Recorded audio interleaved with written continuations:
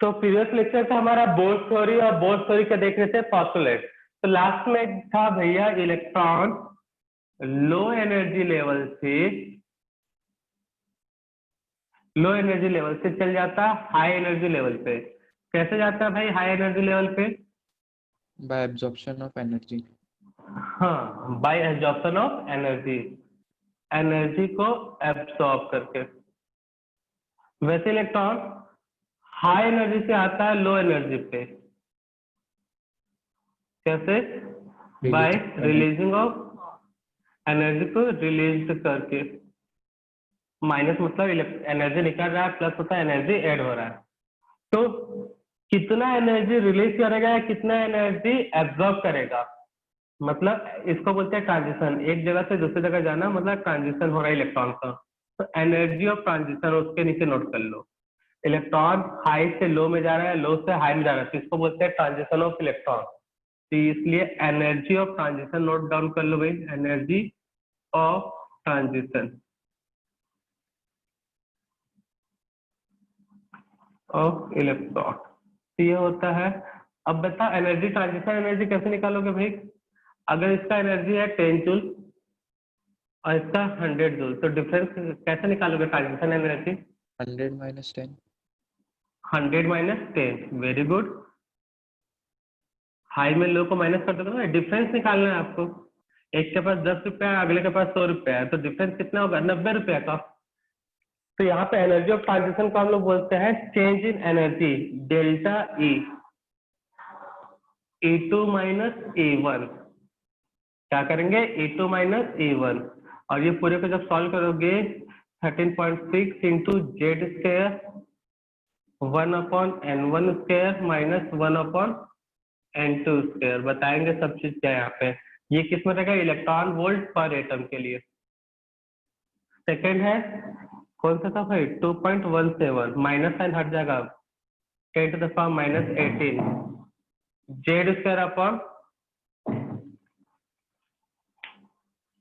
तो रुक जाओ 2 मिनट।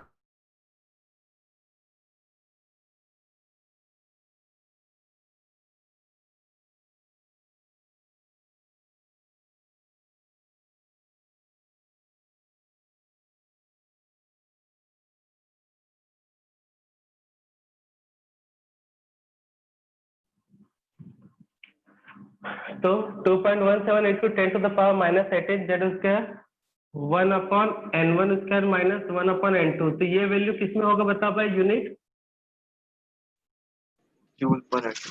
जूल पर एटम। जूल पर एटम। और एक किलो जूल पर मोल वाला क्या होगा? माइनस 1312 किलो जूल पर मोल। ठीक है ना, 13-12 वाला था, याद आया? अब यहाँ पे E1 पहले है क्या? तो E1 है एनर्जी, 1 मतलब लो एनर्जी लेवल। E1 क्या है? लो एनर्जी लेवल,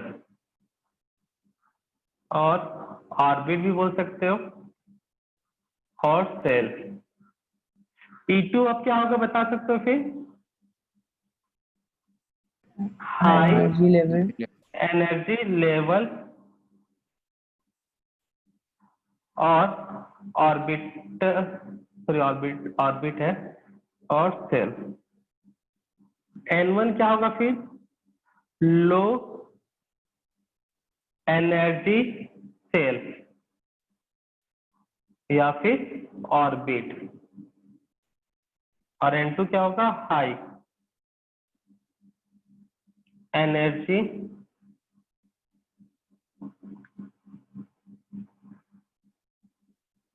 ऑर्बिट और सेल। नोट डाउन करो जल्दी से इसको।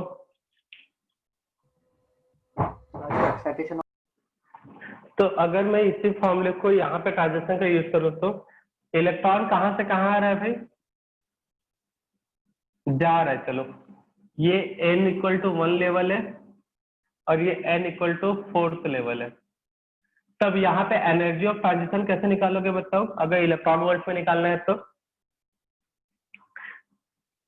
N1 का वैल्यू कितना रखो? Z square divided by n1 का वैल्यू कितना, हाँ n1 का वैल्यू कितना लोगे, ये फर्स्ट ऑर्बिट है और ये फोर्थ ऑर्बिट है, तो n1 का वैल्यू कितना लोगे, 1 1 लो एनर्जी वाला, और n2 क्या है, हाई, तो हाई क्या रहेगा 4। 4 समझ में आ गया, समझ में आया क्या रखना है n1 और n2 का वैल्यू। यस सर अगर इलेक्ट्रॉन ये 5 और 8 रहता ऑर्बिट, तब क्या होता है n1 का वैल्यू, 5 और 8 5 और 8। समझ में आया, सर ठीक है। अब एनर्जी के लिए तुमको प्लांक थ्योरी पता होना चाहिए, ठीक है ना, वहां पे कुछ फॉर्मूले चेंज होते हैं एनर्जी के, तो इसलिए प्लांक थ्योरी देखेंगे। एटॉमिक मॉडल हो चुका है कंप्लीट, बोथ एटॉमिक मॉडल के जितने भी फॉर्मूले बताए सबके सब बहुत ज्यादा इंपॉर्टेंट है, तो अच्छे से याद कर लोगे। नेक्स्ट जो हम लोग थ्योरी पढ़ने वाले हैं, हेडिंग नोट करना, प्लांक थ्योरी, हेडिंग नोट करो, Planck theory.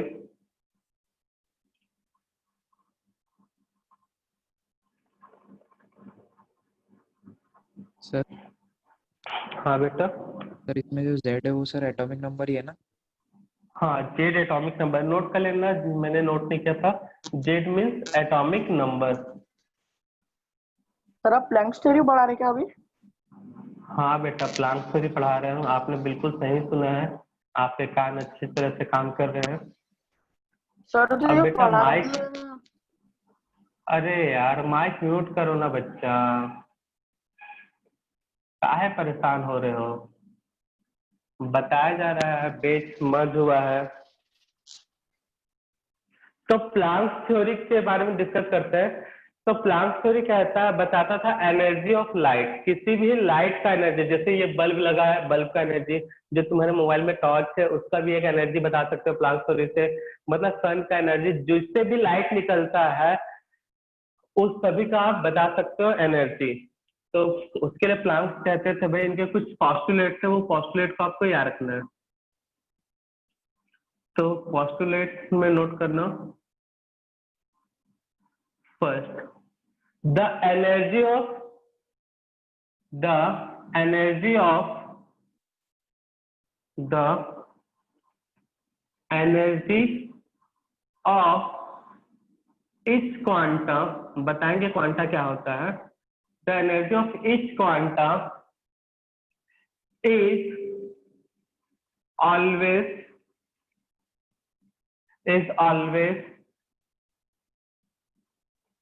directly proportional to frequency of light, frequency of light, repeat करो स्टेटमेंट, सुनना ध्यान से, the energy of each quanta is always directly proportional to frequency of light, ये sign directly proportional के लिए, ठीक है ना, the energy of each quanta is always directly proportional to frequency of light, that means energy को अगर मैं मान लेता हूँ E एंड फ्रीक्वेंसी को मान लेते हैं न्यू, न्यू यहाँ पे क्या है एंड न्यू फ्रीक्वेंसी, ठीक है ना, ये सब सिंबल बहुत पहले देख भी चुके होंगे। तो ये आपका है, यहाँ पे एनर्जी को रिप्रेजेंट कर रहा है। तो प्लांक थ्योरी के फर्स्ट पोस्टुलेट के अकॉर्डिंग जो एनर्जी ऑफ लाइट है फ्रीक्वेंसी के, या क्या होगा, डायरेक्टली प्रोपोर्शनल, ये फॉर्मूला बनता है। इसी फॉर्मूले से दो चार फॉर्मूले और बनेंगे।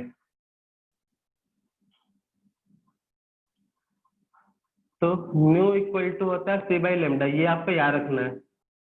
अच्छा यहाँ पे कॉन्स्टेंट, ये प्रोपोर्शन का साइन को हटाएंगे तो एक लगता है कांस्टेंट, जिसको बोलते हैं एच, बताएंगे एच क्या, कल के क्लास में बताया था ऐसे, प्लांक कांस्टेंट। और न्यू इक्वल टू होता है भाई सी बाई लेमडा, तो ये देखो न्यू का वैल्यू है सी बाई लेमडा, यहाँ पुट कर दो भाई, एकदम बिल्कुल ही सिंपल है भाई, mathematical approach, C by lambda. अब एक और फॉर्मूला याद रखना है, जो 1 बाई लेमडा होता है वो इक्वल होता है न्यू बार, बताएंगे न्यू बार क्या होता है। तो एक फॉर्मूला और बन जाएगा, E equal to H C into 1 by lambda, 1 by lambda को बोल रहे हैं न्यू बार, तो एक और फॉर्मूला बन गया एच सी न्यू बार। तो टोटल कितने फॉर्मूले बन गए प्लांक के पहले पोस्टुलेट से, एक ये फर्स्ट फॉर्मूला, ये तो स्टेटमेंट है, ये सेकेंड फॉर्मूला जो यूजफुल होगा, सेकेंड और थर्ड सेम है, और ये फोर्थ। अब यहाँ पे देख लेते हैं कौन कौन सी चीजें क्या क्या है भाई, कौन कौन सी चीजें क्या क्या है वेयर करके। ये था फर्स्ट पोस्टुलेट। ई आपको पहले बता दिया एनर्जी को रिप्रेजेंट कर रहा है, E for energy. H for Planck's constant, H for Planck's constant। C speed of light, कोई मुझे बता सकता है स्पीड ऑफ लाइट का वैल्यू कितना होता है? 3 into 10 to 3 the into power 10 8. to the power 3 8 into meter 10 per to second. 10 to the power 8. Very good, metre पर सेकंड, ये यूनिट इंपॉर्टेंट है, ठीक है ना।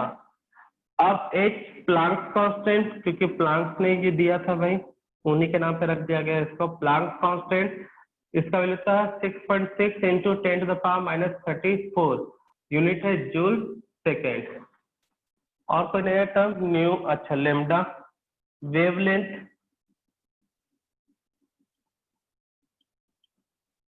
New bar. वेव नंबर,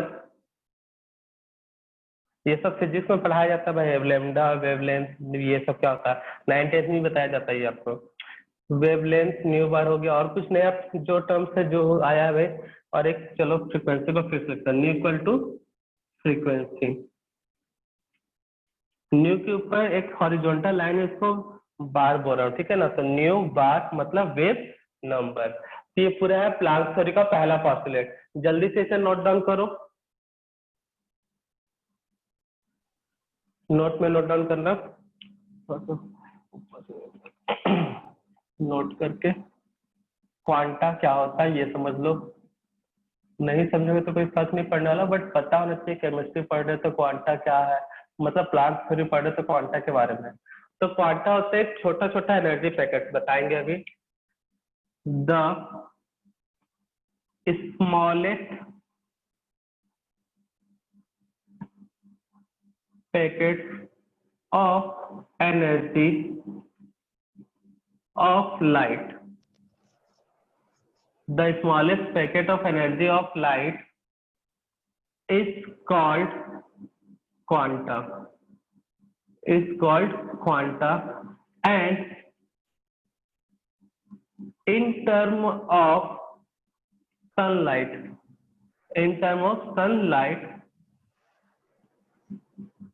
किसी का माइक ऑन है बेटा, बंद कर लो। in term of sunlight quanta is called photon, in term of sunlight quanta is called photon. So the smallest packet of energy of light is called quanta, and in term of sunlight quanta is called photon. तो जैसे सन से एक light आ रहा है भाई, ये आपका सन हो गया भाई, तो सन से बहुत सारे रे निकलते हैं भाई एनर्जी वाले, ठीक है ना। तो इससे एक लाइट आ रहा है, इस लाइट के अंदर बहुत छोटे छोटे एनर्जी के पैकेट्स होते हैं, या एनर्जी बंडल्स भी बोल सकते हो। इन सनलाइट के अंदर छोटे छोटे एनर्जी के क्या होते हैं, पैकेट्स होते हैं, या फिर बोल सकते हो बंडल होते हैं। तो इन बंडल को ही क्या बोला जाता है, एनर्जी को क्वांटा। इसको भी क्या बोलेंगे, क्वांटा।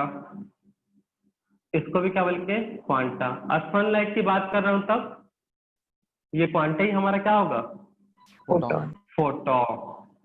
बस। तो प्लांक क्या कहता था, जो एनर्जी होता है क्वांटा का वो एच नी होता है, एच नी होता है, एच नी होता है। तो इसके अकॉर्डिंग बताओ, सेकेंड पोस्टुलेट बनने वाला है, एनर्जी ऑफ लाइट क्या होगा फिर। अगर इस लाइट की एनर्जी पूछूं मैं, सन से एक लाइट निकल रहा है, रे निकल रहा है, लाइट रे है,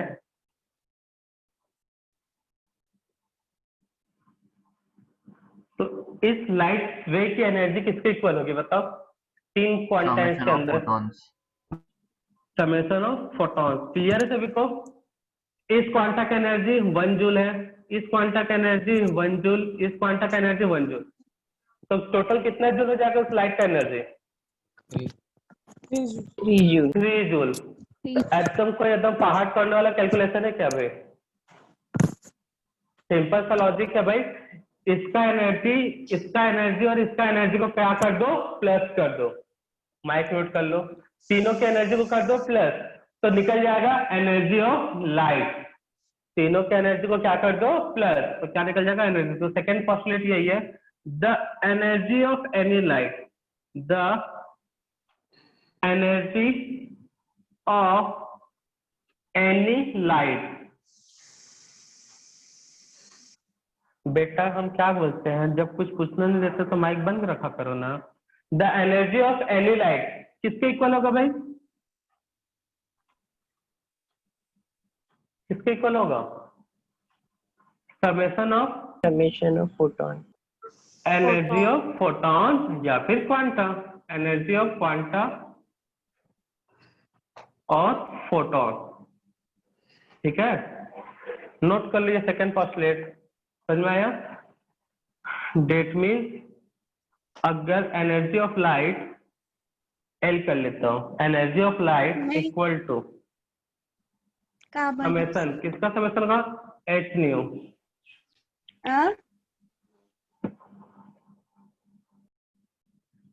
तो energy of light equal to energy of quanta और फोटॉन।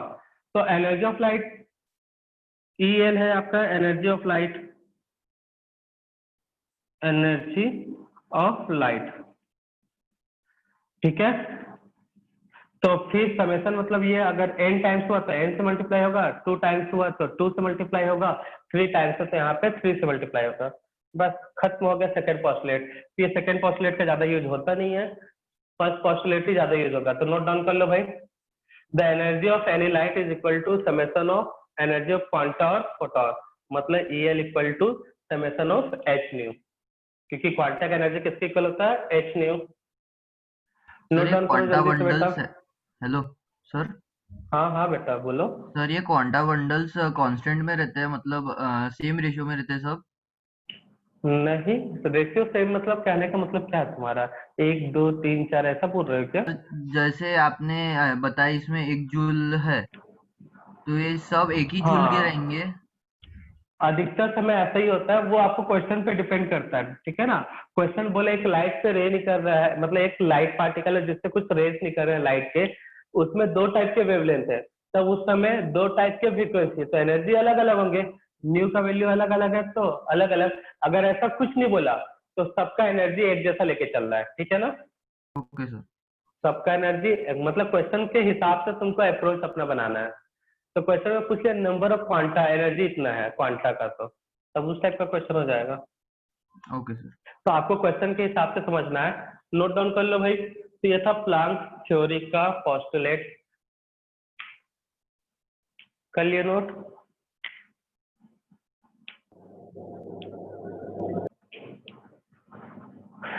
तो फॉर्मूला क्लियर है सभी को। तो कौन कौन से फॉर्मूला प्लांक थ्योरी में, E equal to H nu, second nu equal to क्या होता है, सी बाई लेमडा, रट लेना इसको, C speed of light, lambda wavelength, और 1 बाई लेमडा को क्या बोलते हैं, न्यू बार, मतलब वेव नंबर। अब बताओ बेटा, प्लांक थ्योरी में किसी को भी जरा सा दुख दर्द कोई क्वेश्चन नोट करना। The energy of radiation, the energy of radiation, the energy of radiation, energy of radiation,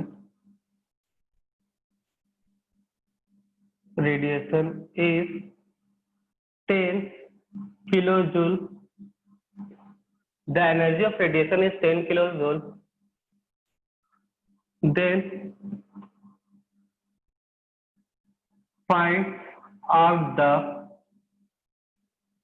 the energy of radiation is 10 kilojoule. Then find out the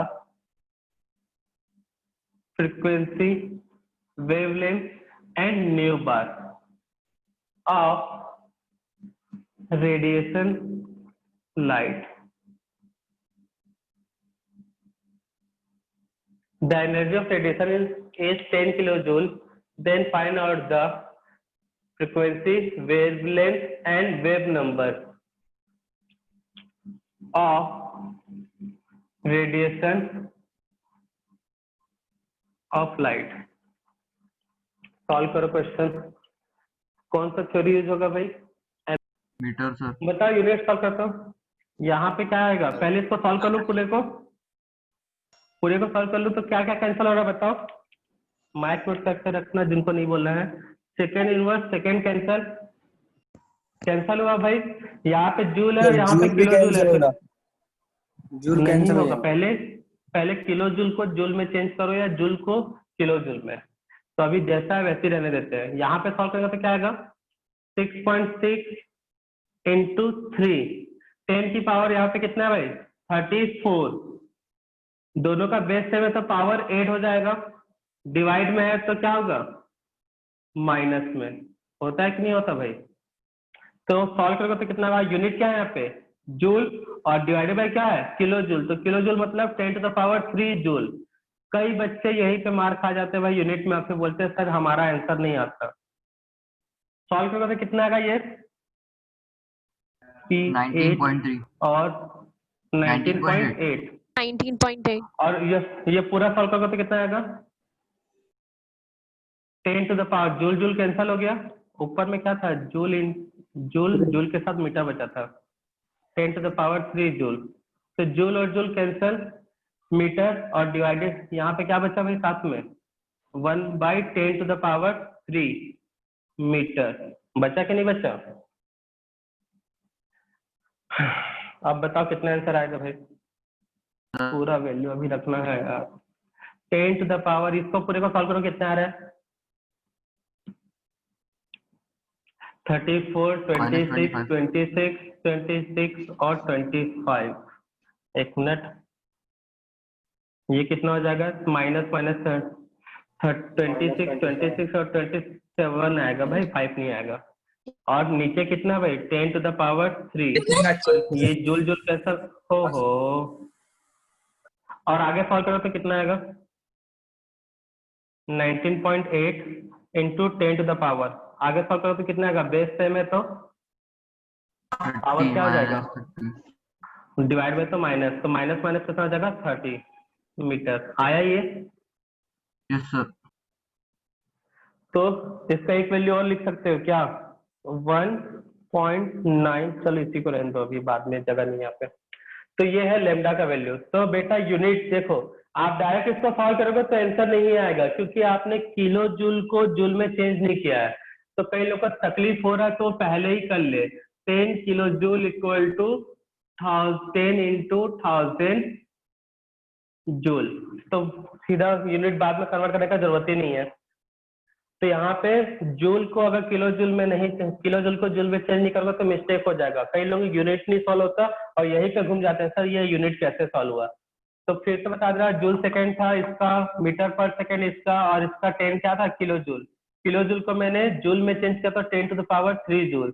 joule से जूल कैंसिल, बचा metre, metre divided by 10 to the power 3। तो metre का metre divided by 10 to the power 3 यहाँ पे ये आएगा। उधर solve करो भाई। अब मैं यहाँ सीधा किलो जूल का वैल्यू रख लेता हूँ, कितना? Into 1000 joule. कई लोगों को तकलीफ हो रहा होगा शायद। अब बताओ, कुछ कटने लायक है तो काट डालो, बचने लायक है तो बचा लो। क्या कटेगा भाई? यूनिट पे बताओ पहले।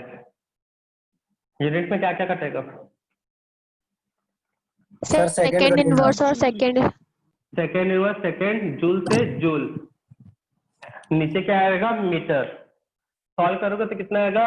1 डिवाइडेड बाय 6.6 इंटू 3। 10 की पावर में बताओ, यहाँ पे 10 की पावर कितना है? 1 2 3 4। माइनस ऊपर जाके क्या हो जाएगा? -34 ये होगा, और ये -8 यही होगा 10 की पावर में। बताओ किसी को यहाँ से कोई तकलीफ है तो बोलो।